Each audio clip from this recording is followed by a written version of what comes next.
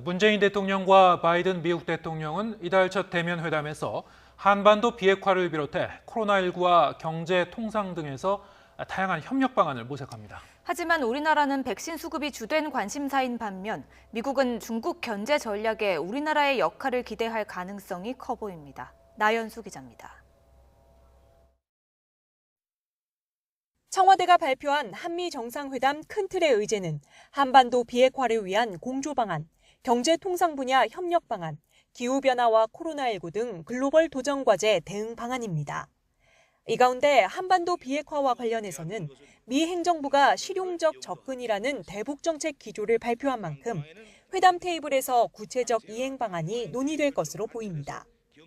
코로나19 와중에 어렵게 대면 회담까지 연 만큼 코로나 협력 방안도 핵심 의제인데 우리 정부로서는 특히 위탁 생산 등을 통한 백신 확보에 공을 들이고 있습니다.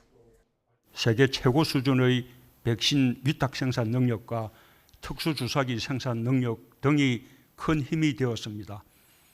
지금 우리 기업들은 세 종류의 백신을 위탁 생산하고 있는데 앞으로 더 늘어날 전망입니다. 한 발 나아가 우리나라를 아시아 백신 허브국으로 지정하는 방안까지 논의될 수 있다는 관측도 나옵니다. 청와대는 그러나 아직 구체적 내용을 논의할 단계에 이르지 못했다고 신중하게 답했습니다. 반면 미국은 미중 무역 갈등 속 한국의 지지 의사를 약속받는 데 초점을 맞출 것으로 보입니다.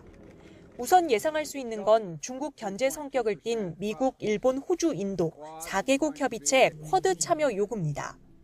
일단 청와대 고위 관계자는 쿼드가 정상회담 의제로 정해졌다는 건 전혀 사실이 아니라고 선을 그었습니다.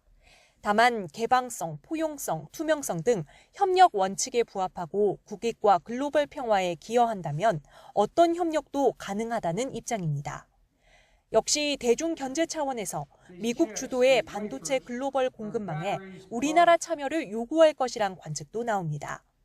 한미일 삼각동맹을 위한 미국의 한일 관계 복원 요구에 구체적인 구상을 준비해야 할 필요도 있습니다. 북핵 문제나 백신 확보에 미국 협조를 끌어내기 위해서는 우리도 미국의 요구를 외면할 수만은 없는 게 현실입니다. 한미동맹과 우호 협력을 확인할 핵심 의제 뒤에서는 각국 실리를 챙기기 위한 협상과 조율이 치열할 것으로 보입니다. YTN 나연수입니다.